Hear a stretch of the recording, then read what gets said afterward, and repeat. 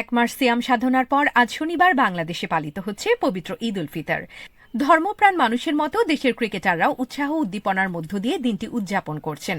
ব্যস্ত ক্রিকেট সূচির বাইরে পরিবারকে সময় দেওয়ার এই সুযোগটিকে তারা উপভোগ করছেন পুরোপুরি। মুশফিকুর রহিম বরাবরের মতো এবারও ঈদ পালন করেছেন বগুড়ায়। ছেলেসহ পরিবারের সদস্যদের নিয়ে ঈদগাহে নামাজ আদায় শেষে ছবি দিয়েছেন অভিজ্ঞ এই উইকেট কিপার ব্যাটার। জাতীয় টেস্ট দলের অধিনায়ক নাজমুল হোসেন শান্ত ঈদের সময় কাটাচ্ছেন রাজশাহীতে। পরিবারের সঙ্গে আনন্দ ভাগ করে নিচ্ছেন তিনি।